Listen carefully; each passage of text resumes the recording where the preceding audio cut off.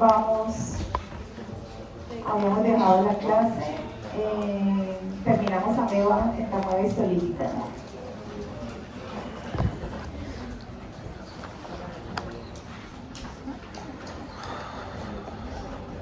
Entonces vamos a ver las técnicas de diagnóstico. Cuando uno quiere diagnosticar qué métodos, una amebiasis extraintestinal o una amebiasis intestinal, qué métodos contamos en el laboratorio para hacer este proceso. Entonces, podemos encontrar métodos parasitológicos, entonces directos, como la microscopía que realizamos en estos días en los laboratorios, que es simplemente un flotis, una solución salina, un lugol, y hacemos este tipo de microscopía. Es la única opción en áreas remotas, entonces, pero siempre y cuando, pues, de parte del microbiólogo o el bacteriólogo, pues está en identificar bien la estructura, ¿no? Tener claro las claves morfológicas del parásito para que puedan tener la certeza de que están frente a una amiba del tipo complemento mueva histolítica. Cuando ya estamos interesados en procesos de investigación, podemos cultivar las amibas y para eso utilizamos un medio. Los medios que utilizamos los podemos cultivar en medios sólidos, pero la característica o la cosa más importante cuando queremos cultivar una amiba es asegurarnos que le proveemos buena fuente de bacterias, dado que ese es el alimento principal de estos microorganismos. Bueno, ahí tenemos el ejemplo de dos métodos de cultivo, entonces simplemente se prepara el parásito, entonces se crece en presencia de, como les mencionaba, podrían ser tejidos, extracto de, por ejemplo, hígado de pollo, es un medio que utilizamos en el laboratorio enriquecido para poder sacar los parásitos. Podemos colocar una mezcla de bacterias y podemos también hacer diferentes tipos de sembrado, no solo heces, sino también nos pueden llegar aspirado de los excesos hepáticos, podemos colocar también pedacitos de biopsia del tejido intestinal. Entonces son las diferentes formas. Esto realmente no se van a encontrar ustedes en la práctica rutinaria frente a este tipo de cultivos, solamente cuando pues ya estamos haciendo trabajo de investigación. También tenemos que podemos poner el parásito en presencia de Cryptidia, que es un tripanosomátido, pero es mucho más, no es un patógeno, también es de la familia de los kinetoplástidos y no es patógeno, lo podemos crecer fácilmente en el laboratorio y a ella le encanta comer Cryptidia, las amigas. Bueno, además de estas adiciones muy específicas, pues en los componentes del medio para estos casos es triptosa, que ya ustedes lo conocen por micro, tripticasa, extracto de levaduras, glucosa, ácido ascórbico y un poquito de sangre siempre conviene, porque como ya sabemos, en el caso de entamueva histolítica, el apoyo de los glóbulos rojos para la fagocitosis es importante. Eso en cuanto a cultivo. Pero también podemos hacer ELISAs, donde vamos a detectar la respuesta serológica. ¿Qué vamos a medir en una ELISA? Anticuerpos. Entonces, podemos detectar los anticuerpos de tipo IgG. Como ya sabemos, unas 15 días a 20 días después del contacto con la infección, pues ya podemos observar anticuerpos circulantes. También puedo detectar el antígeno, pero el más utilizado es el de los anticuerpos. Bueno, también podemos hacer técnicas moleculares, entonces podemos detectar el parásito. Ahí, ¿qué tendríamos que hacer si lo tengo en heces? Si yo quiero utilizar una prueba molecular. Cojo las heces ¿Y qué creen? ¿Hago cultivo o extraigo las heces?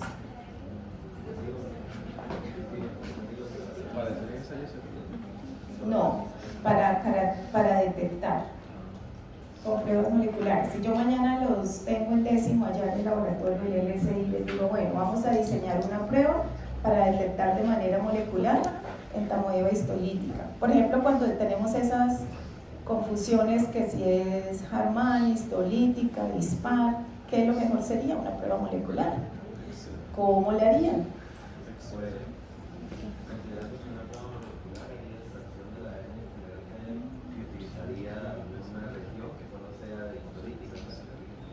Exacto. Pero lo pueden hacer desde las heces, ¿sí? Esas son las ventajas. Pero ahí vamos a extraer DNA del humano, de todo lo que haya ahí, de bacterias, hongos y además de las amibas. Pero siendo las pruebas moleculares tan ultra específicas, ustedes van a garantizar que van a reconocer solamente la presencia de entamoeba histolítica o para lo cual hayan diseñado esos primers. ¿Listo? Entonces no es tan difícil. Ya hay kits de extracción de materia fecal, por tanto es muy fácil, ¿sí? Entonces estas son las diferentes opciones para las cuales ustedes van a tener las posibilidades de hacer un diagnóstico, pues además del microscópico que estamos desarrollando esa habilidad en el curso de parasitología general, pero que además ustedes no las hacemos en clase, pero existen y pues no las van a encontrar en el laboratorio de rutina, pero si trabajan en un laboratorio de investigación, sí es posible. Bueno, entonces con esto acabamos la patógena, que es entamoeba histolítica. Ahora vamos a hablar de entamoeba dispar. Entamoeba dispar pues afecta un gran porcentaje de la población. Ya vimos en la clase pasada, les había insistido en que actualmente que podemos hacer técnicas moleculares y discriminamos, vemos que hay más dispar de lo que hay entamoeba histolítica. Entonces esta es una ameba que se denomina comensal, o bueno, no es comensal, es del complejo, pero ella se reconoce que cuando se observa, hay personas que se observan como si tuvieran una histolítica, pero no tienen síntomas, no tienen ningún síntoma. Entonces, se ha asociado a que ella es no patógena, pero realmente ahora que se ha podido secuenciar, se ha evidenciado que ella sí tiene los genes que codifican para los diferentes mecanismos moleculares de factores de patogenicidad que habíamos hablado la semana pasada. ¿Quién me nombra un mecanismo de patogenicidad de la semana pasada?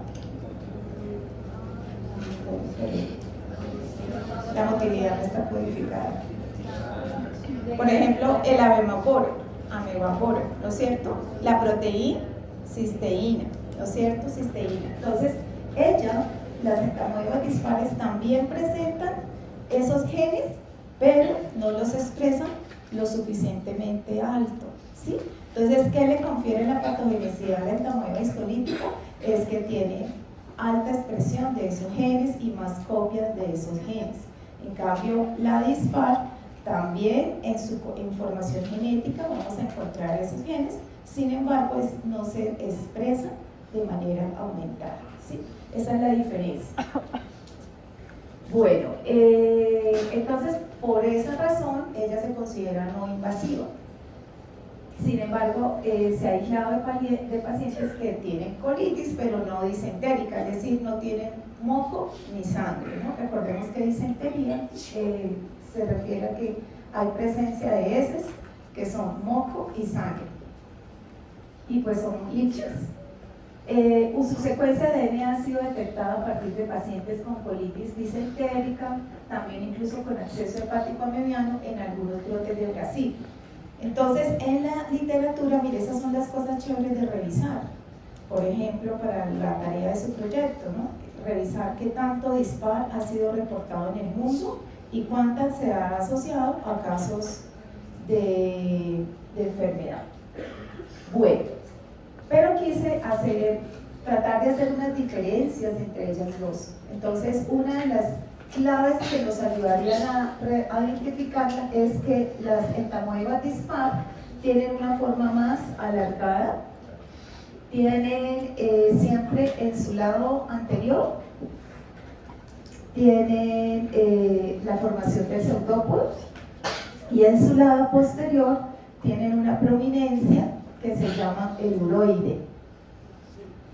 U con U de uña, R, O, I de indio, D, E, uroide. Uroide. ¿Qué es el uroide? Es esta porción de la ameba. De pronto acá lo vemos mejor. Este sería ¿qué? El pseudópodo. Los pseudópodos pueden ser lobopodios o filopodios. Los lobopodios son muy típicos del complejo entamoeba histolítica dispar. Son pseudópodos redondos, robus, anchitos. El filópodo es un pseudópodo mucho más delgado, más afilado. Sí, es muy propio de las amebas de vida libre. En este caso, entonces tenemos a un lado el pseudópodo tipo lobopodio y en el extremo posterior, ¿qué será? El uroide. El uroide entonces es ese extremo que realmente con microfotografía electrónica se ha podido ver que es una mezcla de microtúbulos que le permite como un anclaje para poder proyectarse hacia adelante y tener la direccionalidad. Además, se ha visto que esa red de microtúbulos, además de proporcionar el anclaje, también dicen que de pronto puede actuar como una manera de excretar los residuos tóxicos a través de esa región, ¿no? Se llama el uroide. Entonces, esa es una de las diferencias. La primera, que su forma es más alargada, más ovoide frente a la histolítica y que se observa más claramente. No es que las otras no tengan uroide, sí lo tienen, lo que pasa es que en estas dispar se observa de manera más prominente.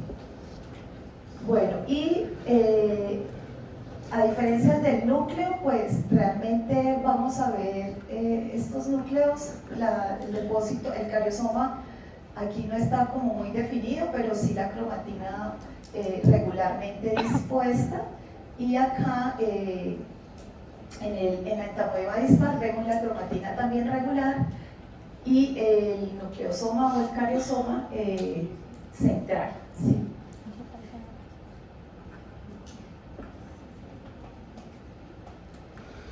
Bueno, no siempre esa entamoeba dispar apareció. Entonces yo les hice una línea del tiempo para entender, porque también depende de la parasitología que utilicen para estudiar, pues se van a encontrar con que esa ni existe. Entonces realmente la entamoeba es hasta 1997 cuando, bueno, ya Brown la había propuesto, había descrito que había dos amibas y que las amibas tenían un comportamiento dual, a veces era patógeno y a veces era no patógeno. Entonces eso es lo primero. Ya luego, cuando 1997, cuando ya se cuenta con la información del genoma, se confirma que son dos especies diferentes, se separan en dos grupos y se reconocen a las enzimas isoenzim, patrón de electroforesis por las isoenzimas. Eso es una técnica molecular que le permite a uno diferenciar por un patrón de estas enzimas, que son enzimas que utilizan los microorganismos para hacer su metabolismo normal, por ejemplo la glucosa oxidasa, enzimas de la mitocondria, etc. Entonces tenemos ahí todas estas enzimas y esos patrones electroforéticos los podrían diferenciar. De que, mire, esta es histolítica y esta es dispar. Más adelante, entonces ya no se usó solo el patrón electroforético, sino ya la secuenciación. Entonces, con la secuenciación, con el uso de anticuerpos monoclonales, se confirma que definitivamente son dos especies, se denominan dispar histolítica y pues que afectan a... Entonces, esa situación provocó que hubiera como mucho en los años posteriores O sea, mira que realmente desde el 97 que se conoce, se confirma y se habla del complejo, ¿sí? A nivel del microscopio. Bueno, entonces las dos especies tienen de genes idénticos, o sea que no es que la una no es virulenta porque no presenta, porque no codifica, o no están presentes los genes como la ameboporo, etc., sino que no los expresan con una mayor capacidad, ¿no es cierto? Entonces, por ejemplo, esta entamoeba histolítica secreta 10 a 1000 veces más proteasa cisteína que entamoeba dispar. Pero el entamoeba dispar tiene también la capacidad de producir proteína cisteína. ¿Ya? Bueno, por ejemplo, en la relación a los ameboporos, las de entamoeba dispar son 1/3 de lo que se observa en las entamoebas histolíticas. Entonces, esta mayor expresión es lo que explica por qué ella no alcanza su nivel de patogenicidad, que sí se le observa a la entamoeba histolítica. Bueno, ¿qué genes utilizamos para reconocer y diferenciar estas dos? Nuevamente, los marcadores de la subunidad pequeña del RNA ribosomal, la 18S, el espaciador intergénico 1 y, la subunidad grande y la subunidad pequeña. ¿Listo? Entonces son los genes que utilizamos para poderla diferenciar.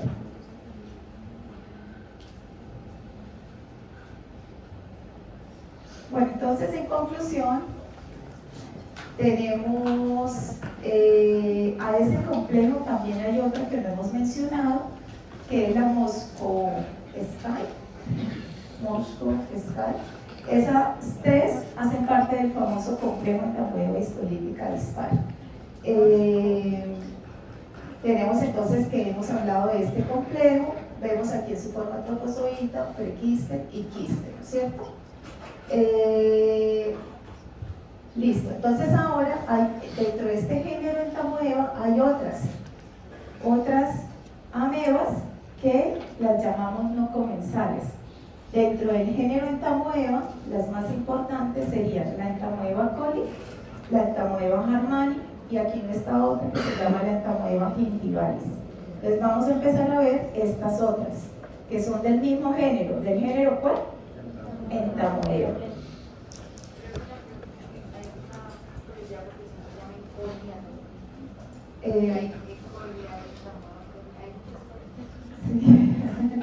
Por el colon.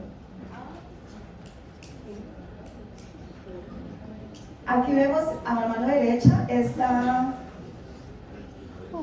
electroforesis. Entonces, ¿qué vemos en el carril 1? ¿Alcanzan a ver desde allá? ¿Qué es la línea 1? Muestra positiva para quién. ¿Me dicen cómo se llama el género? Entamoeba. No se llama endolimas, ¿no? Entamoeba harmani. Entonces, ¿cómo es el patrón electroforético de entamoeba harmani? Una banda y aquí otra, ¿no es cierto? Como dos amplicones. La línea 2, ¿qué es? Entamoeba dispar. La línea 3, la 3 y la 7, ¿qué pasó? Entonces la 7 no hay nada y aquí para la 3 como que no hay una cosa ahí como, pero eso no es banda. Y la línea 5, ¿cómo se llama esto? Marcador de peso molecular, ¿no es cierto? Y la 4 y la 6 son pozos vacíos, o sea, aquí no se sembró nada. Listo. Y la 8, ¿qué es? El control positivo para entamoeba histolítica. Entonces, ¿qué marcador estamos haciendo acá? Creo que es el 18S. Entonces tenemos este patrón diferente que con una sola PCR yo puedo diferenciar las del complejo, ¿sí? Entonces este es un ejemplo de cómo con pruebas moleculares ustedes pueden hacer esa distinción. Bueno, Entamoeba coli es una especie de distribución cosmopolita, Quiere decir que en todo el mundo la vamos a encontrar. Su frecuencia es mayor que el tamaño histolítica, por supuesto, por su capacidad de sobrevivir en ambientes hostiles, ambientes que tengan putrefacción o desecación. ¿Cómo es el trofozoito? Bueno, presenta dos formas de vida, el trofozoito y el quiste. Aquí tenemos los trofozoitos y aquí tenemos la imagen, el zoom del núcleo. Su característica es que es la ameba más grande, ¿sí? Es la ameba más grande en las heces. En el caso del trofozoito, su tamaño puede variar entre 20 a 25 micromicras. El cariosoma es grande, vemos que el cariosoma es lo suficientemente grande y tiene una característica que es, no está central como el del tamoeba histolítica, sino que está excéntrico, por fuera hacia un ladito de los bordes laterales. Otra característica importante es que la cromatina, que como en el tamoeba histolítica también se depositaba en las paredes del núcleo, ahora la vamos a ver de manera irregular. Vemos grumos más gruesos, pedacitos de la membrana nuclear donde están como más escasa la cromatina, o incluso no está la cromatina, ¿sí? Entonces podemos ver esa irregularidad aquí. Miren el núcleo, aquí está el cariosoma hacia un lado, súper excéntrico, y vemos todo ese depósito, de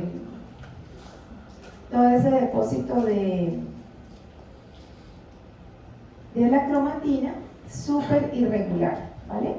Este es un trofozoito, ahí vemos lo grande que es. Otra característica es que este no ingiere glóbulos rojos, entonces lo vamos a ver sin glóbulos rojos. Y pues aquí está con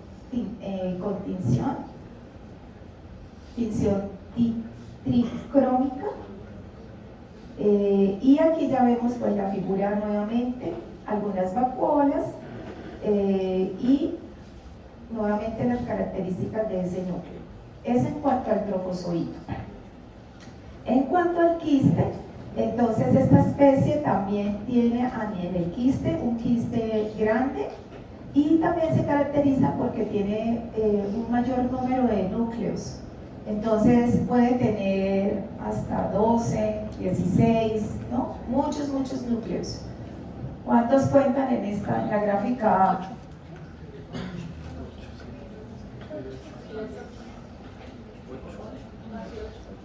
8, claramente, ¿no? Cuando damos el micro podemos ver que en estos espacios, en estos espacios donde no veo algo, ahí puede surgir el núcleo, ¿no es cierto? Entonces, por ejemplo, siempre tengan la precaución de darle el micro cuando vean esos quistes para que puedan contar no solo en un nivel, sino en el otro nivel el número de núcleos. Bueno, este es otro quiste. En este, ¿cuántos cuentan? Sí, pero es muy probable que aquí si ven esta sombrita acá, ese puede ser uno cuando den micro. Acá también. Bueno, esto sí es más vacuola. Bueno, y también tenemos los cuerpos cromatoidales. Los cuerpos cromatoidales que son cristales de RNA ribosomal, ahí hay mucho RNA ribosomal. En el coli se ven astillados, en el tamoeba histolítica se ven más romos y más gruesitos. Ellos se conservan porque en el momento de la esquistación se va a tener que activar metabólicamente esa célula para empezar a producir todo. Entonces es importantísimo tener ahí el RNA ribosomal a la mano, ¿no es cierto? Toda esa red de ribosomas como que se cristaliza, al ser un ácido nucleico se cristaliza y por eso se ve refringente. Y por supuesto, una estructura quística también va a tener vacuolas con almidón, con glucógeno, con todos los alimentos que deben sostener al quiste durante su etapa o su periodo en esta etapa de condiciones difíciles. Bueno, a nivel de genética, pues se ha podido caracterizar en STs. Esta es la manera como este grupo de amibas o de protozoarios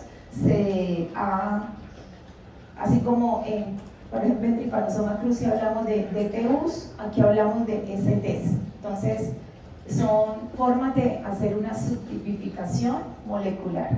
Entonces los ST se refieren al subtipo. Entonces existe el subtipo 1, el subtipo 2 y hay un nuevo subtipo que es el ST3. Entonces el ST1 se observa por todo el mundo, el ST2 alta diversidad genética, porque ahí hay ST2.1, ST2.2, o sea, dentro de ese clado, por así decirlo, o en ese grupo hay otros subtipos.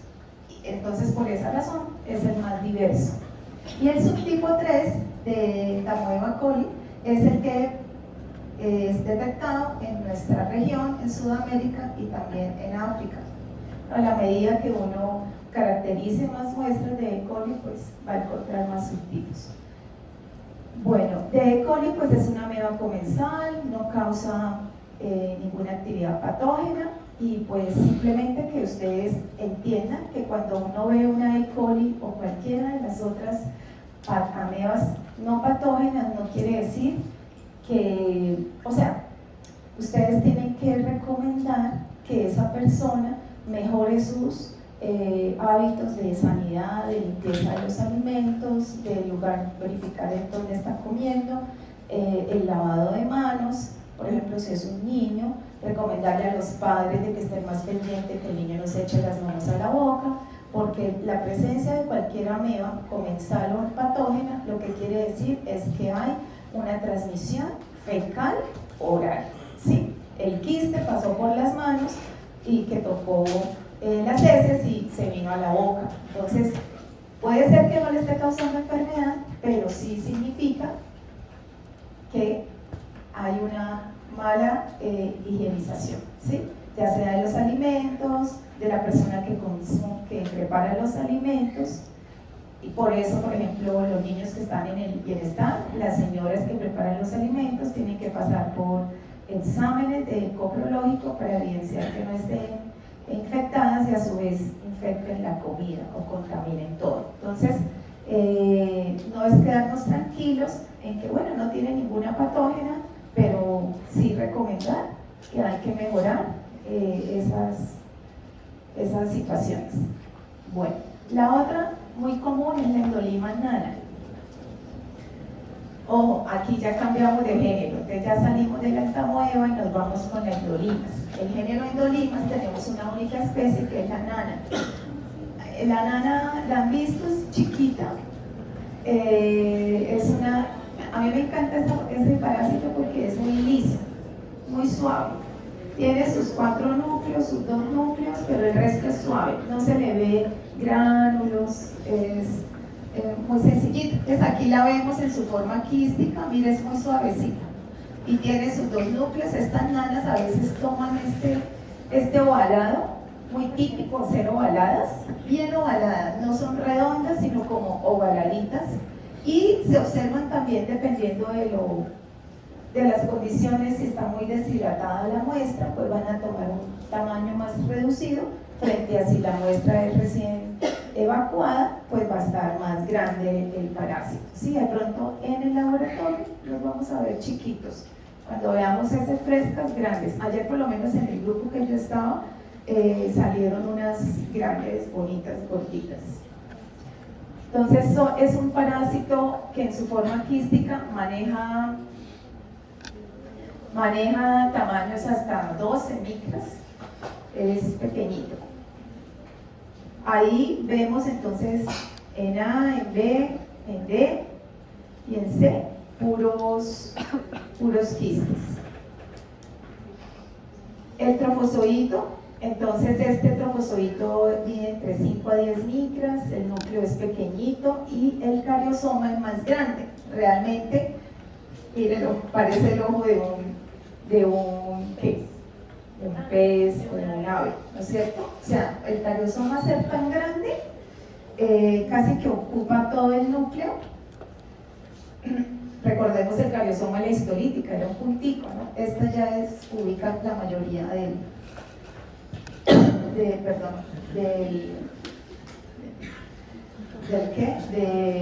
núcleo. Entonces aquí también lo vemos. Hay vacuolas de glucógeno, ¿no es cierto? El nucleolo. El citoplasma tiene un aspecto, en el trofozoito, un aspecto granular, vacuolas. Movimiento del trofozoito es lento, parece como una babosa lenta, sin direccionalidad. En cuanto al quiste, este más chiquito, llega hasta, yo les digo al contrario, el trofozoito de 5 a 10, 5 a 12 y el quiste de 6 a 8 o de 5 a 10. Presenta, lo podemos ver entonces muy elipsoides o, como yo les decía, muy ovalados o también redonditos. Entonces tiene un poquito de polimorfismo. Siempre vamos a observar los 4 núcleos. Aquí vemos 1, 2, 3, 4. En este caso está como más viejito el quiste, o estamos en el plano que no se están viendo muy bien los núcleos. Pero este es un parásito también comensal, una ameba comensal que no nos tiene que preocupar. Y por último, vamos a ver el blastocistis. Bueno, el blastocistis es todo un enigma, este parásito. Primero, para clasificarlo ha sido una lucha. Ha pasado por ser hongo, por ser alga, diatomea y finalmente protozoario. Pero lo ubicaron, ahora actualmente se reconoce que tenemos la información genética del genoma, se reconoce que este protozoario es de un clado diferente a todas las amibas. Entonces se llama el clado de las Stramenopolis. Este es el clado al cual pertenece esta categoría o este parásito. Es un grupo heterogéneo de protistos. Todo lo que no se sabe de dónde viene va a ese grupo. Se llama los Stramenopolis. ¿Qué podemos decir de ellos? Que es un grupo genéticamente diverso. Entonces los blastocistis, por ser tan genéticamente diversos, ¿qué se imaginan que vamos a tener? ¿Muchos subtipos? Muchos subtipos, exactamente. Bueno, este es una foto bonita de un blastocistis. Es la forma vacuolar, se caracteriza porque posee una gran vacuola central. Todo lo que sí se llama acá CB, todo ese área blanca, todo, esa es la gran vacuola, ¿sí? Tenemos acá el núcleo y unas organelas muy rudimentarias que semejan o que tienen actividad de mitosoma, que es como una mitocondria más rudimentaria.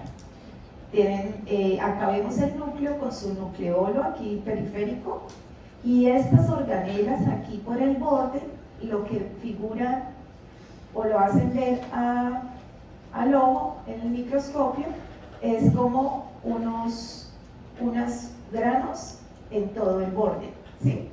Lo hacen ver como granular, y cuando movemos el micro, lo vemos, esos granitos que están en el borde de la periferia de la estructura del blastocisti, vemos que es su forma pues, de quiste, podríamos decir, los vemos como que brillan, ¿no es cierto?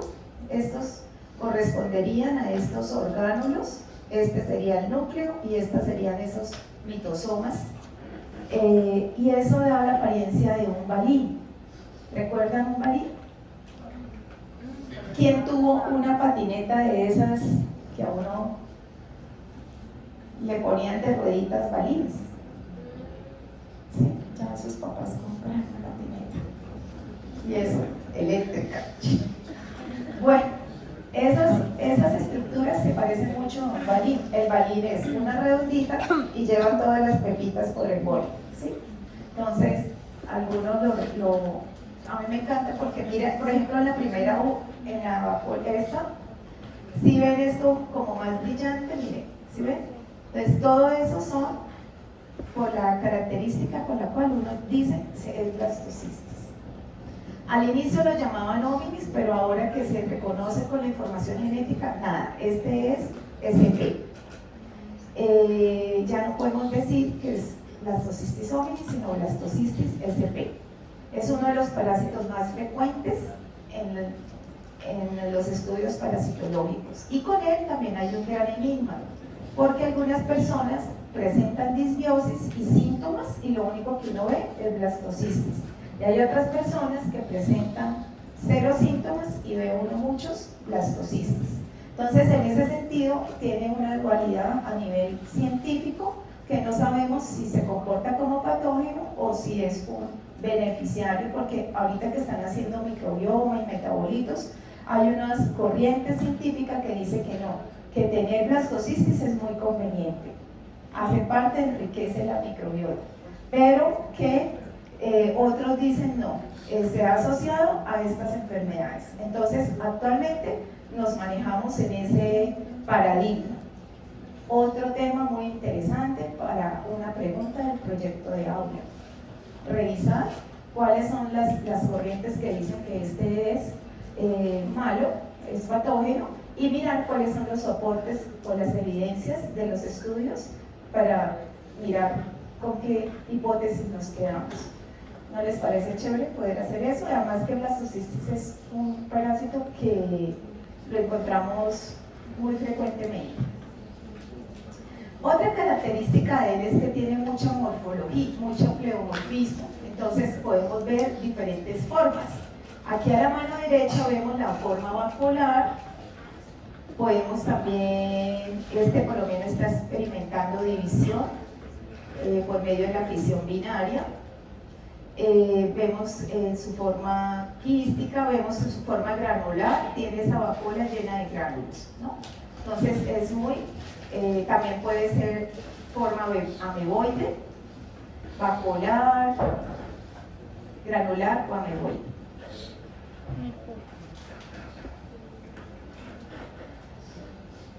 Bueno, como les mencionaba, el papel patógeno está en disputa y pues hay aspectos que hay que seguir estudiando de este microorganismo. Entonces, aquí tenemos una imagen hermosa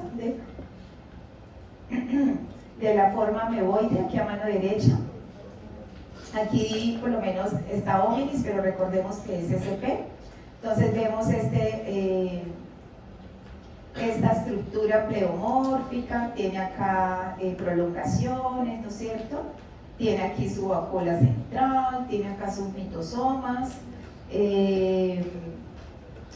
Vemos entonces también acá otra que tiene múltiples vacuolas, un trofozoito mucho más grande, y en este caso miren la mitocondria o el mitosoma como es de grande, ¿no?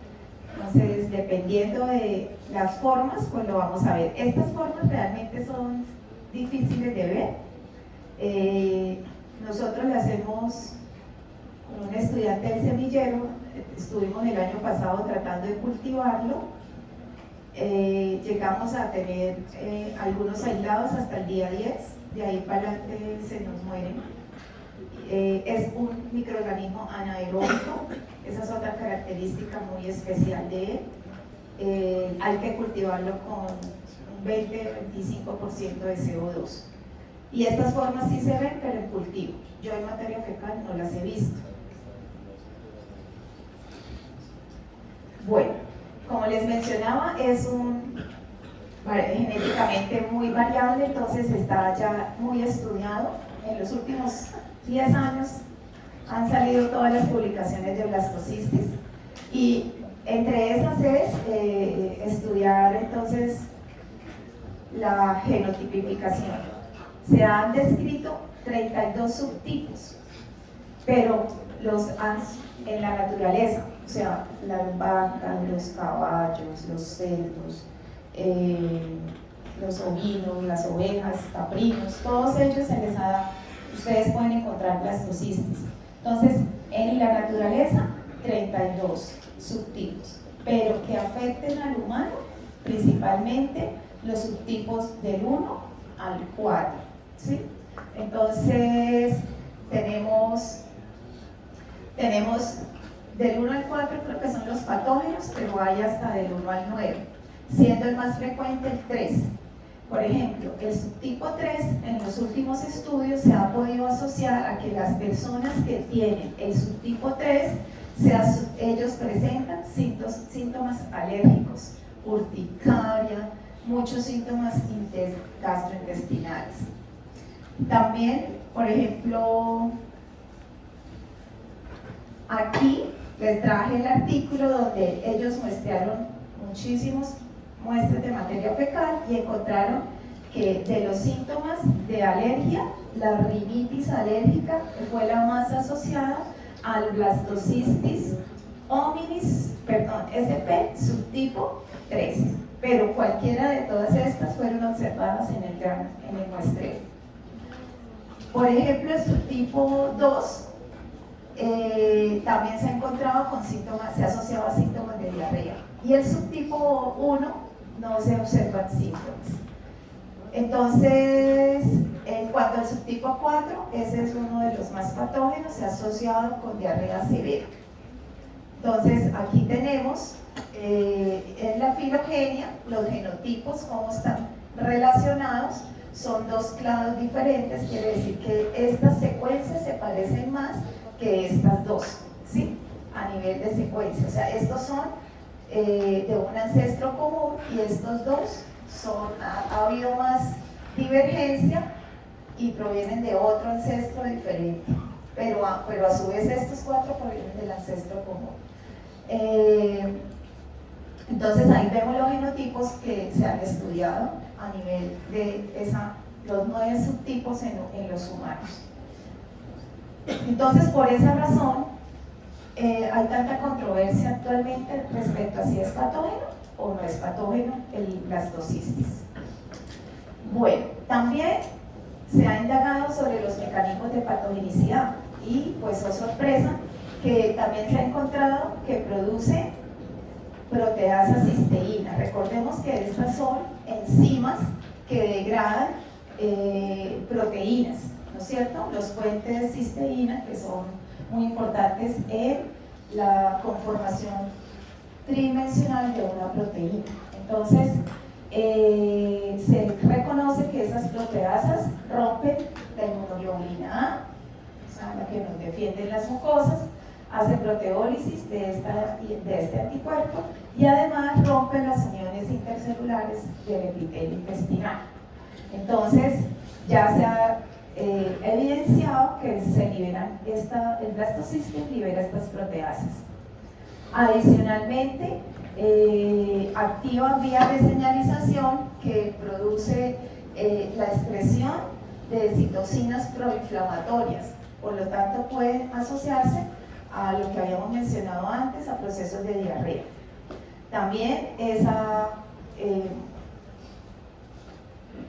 rompimiento de las uniones intercelulares provoca que las células hagan apoptosis, se rompa la barrera, la continuidad de la barrera epitelial y pues lleve a problemas de enteritis o síntomas asociados con enfermedad gastrointestinal.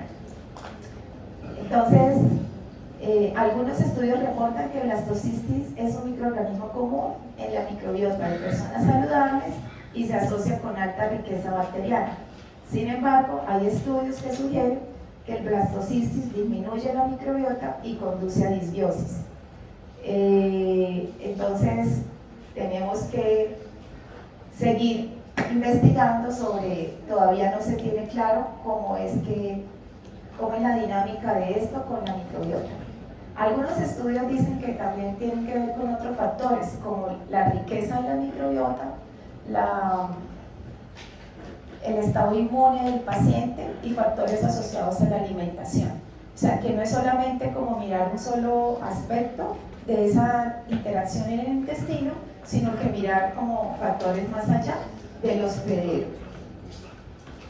Pero pues hay un campo espectacular. Ahorita, mire usted, un congreso, los que van a ir sé que de acá van a ir varios, van a ver la cantidad de ponencias, de nuevos conocimientos y todo lo que la gente está motivada estudiando a blastocistis.